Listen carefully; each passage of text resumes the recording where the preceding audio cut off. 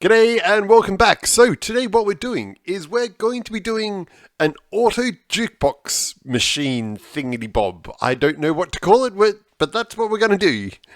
Alright, so let's get into this build. So first of all, I've been playing around with the jukeboxes a little bit in Minecraft, and yeah, there's some things that we can do with them as far as making this all a bit more automatic. So first of all, I'm thinking probably we should grab some glass. That's going to definitely help us out a little bit. And of course we have to grab a jukebox wherever those are. There it is. And we'll grab some discs in a moment. That'll be fine. And we should probably also grab some quartz. I think quartz would look good. It's just basically all down to design. There's nothing in particular with the whole quartz versus any other block. So, you know, it's just one of those things.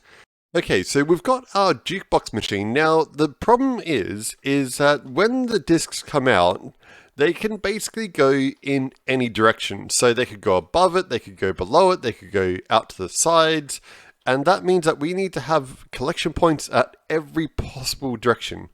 So to start off with, what we're going to do is I'm going to go up a little bit. You don't need to make it this high. There's no reason to make it this high. You could have it just simply one block high, but because we're trying to make this look a little bit more interesting, I'm going to make it a little bit more higher. And you'll see why in the end. Don't worry, that there's a method to my madness here. And what we want to do is do something very simple, kind of like this. And that should be all that we sort of need. Now, around the sides, we're going to build a few more pieces of glass here.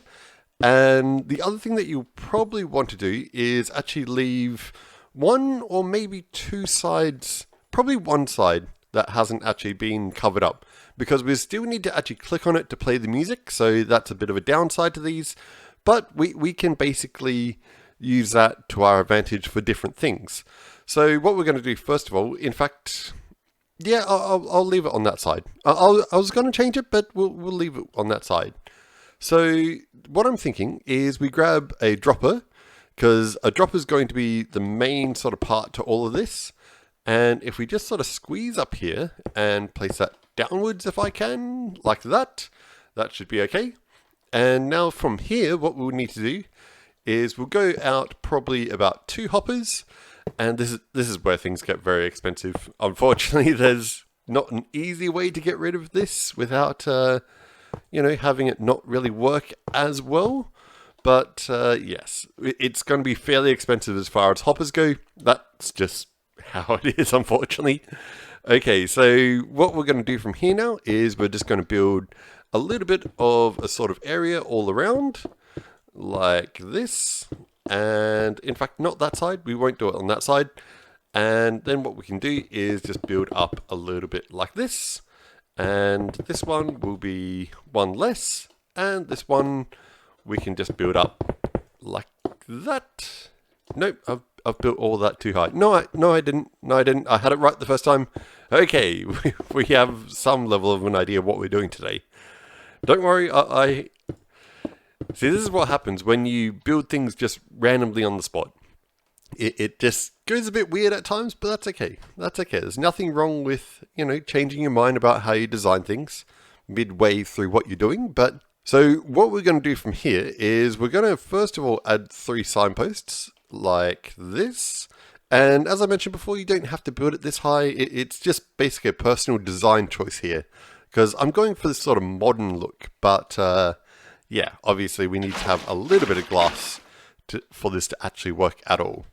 So from here, what we'll do is we'll just get rid of those 2 temporarily, and we're also just going to have a comparator coming out like that. Hopefully it's facing the correct direction, which it is. And I'm also thinking maybe if I actually just have a hopper here, that might be the best way. In fact, what I could do, should we have this out further? No, that should be fine. I think that should be pretty much fine. We'll just surround this a little bit so that it doesn't cause any sort of problems, but that should be okay. So what we're going to do from here now, because it probably seems fairly sort of strange at the moment, don't worry about that, it's perfectly fine. All that we need to do is have something where we need to activate the redstone line that's going to be...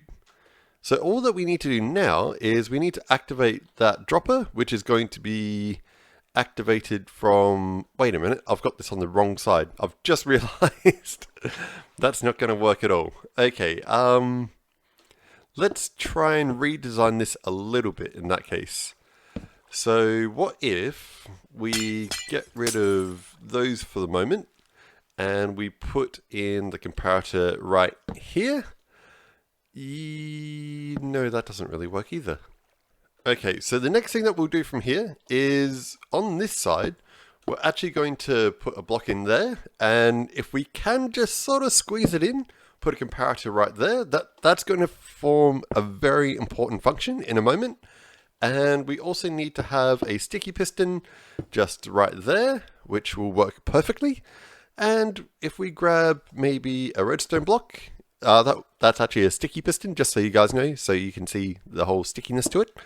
And from there is we're just going to go down here, and then I think if we just sort of bridge up a little bit so that the redstone line that we do actually just feeds directly into the block just beneath our dispenser. No, dropper, it's a dropper, don't mix them up. And that should be all pretty much perfect. So what this should mean is that anytime we have a record fall down through here, it will go directly into this hopper, which will then actually have the comparator power this piston. The piston will basically activate this block right here, and then if I just couldn't destroy my own machines, that'd be wonderful. Okay, let's try that again. Okay, so as I was saying, the comparator powers this piston. The piston then moves the redstone block, and that basically drives this redstone line, which then powers the dropper underneath it. Now, this should be quite interesting, because what we're going to do on this side is a little bit different, where we're just going to have maybe a line that just sort of comes out a little bit like this, and we're just going to chuck in some redstone dust. This is a major important component to it. It will make sense eventually, but not right this second. And the other important thing that we need to do is we need to chuck in some of these redstone lamps like that, and we'll sort that out in just a few moments. So now we should be able to test the machine to see if this is actually all working. So let's clear off our inventory like that, and let's grab some records. So we'll grab one of each of these, just like that, and we'll make sure we get pig step, because that's, you know, the most important one, pretty much. And we'll chuck all of these into here. And I'll just chuck the last couple of them. So you should start to hear the music. It's actually really loud in my ears. Okay, so this should hopefully work. Let's just get rid of this redstone dust for the moment. Okay, and if I right click this, we should get any of the records either falling up through there or just coming out on those sides, which is exactly what we want. So that's all pretty much working perfectly at the moment. So that what will happen is that anytime that the record actually falls down through here, that's where it's activating this whole circuit thing. So if I go down here, did I click it? Yep, there you go. So you can see that basically it's powering itself by me right-clicking on the previous record.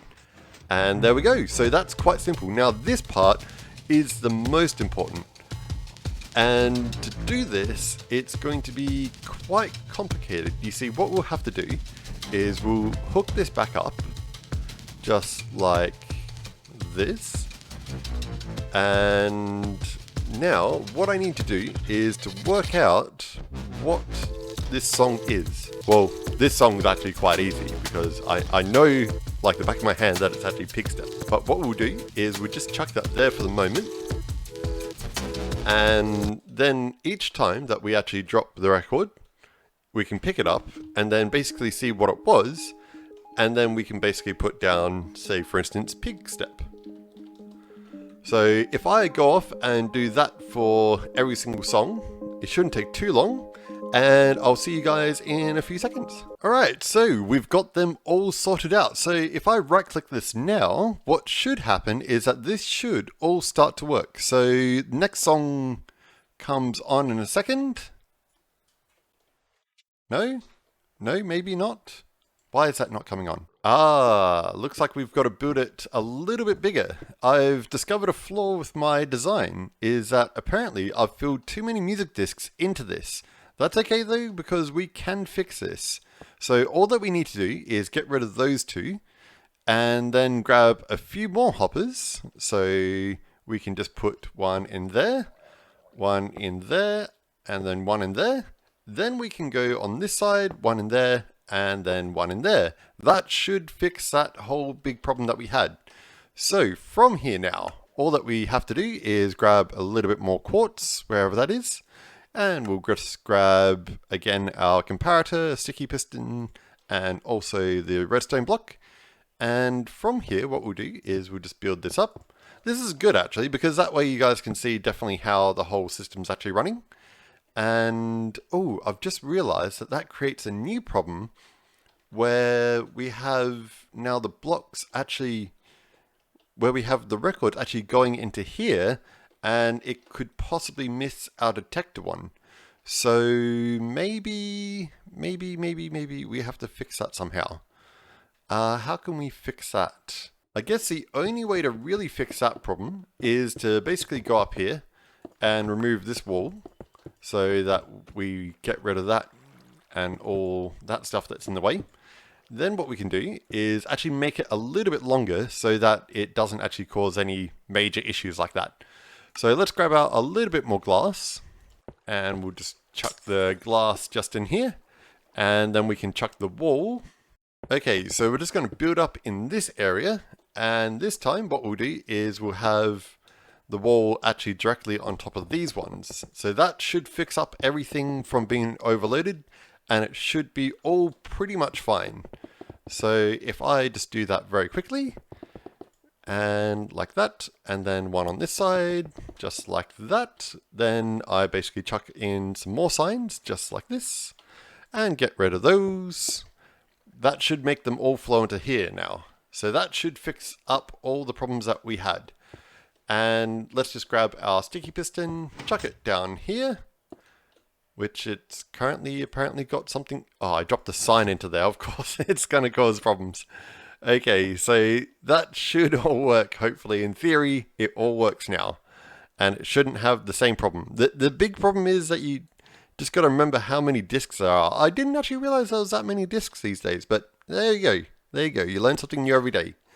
So now, if I right click on this, nothing happens. Okay, let's try that again.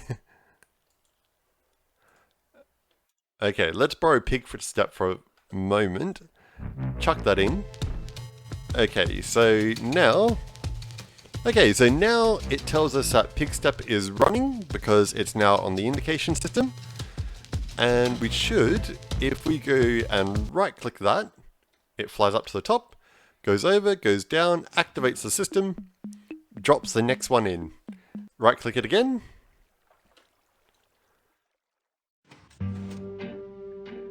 And it even tells us what's playing. So this is mellow high. Right click it again.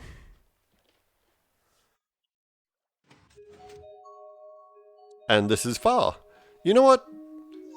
I have a problem with this because this is a rather interesting looking machine, and yet we don't actually have it looking as interesting as it could be. So give me 2 seconds.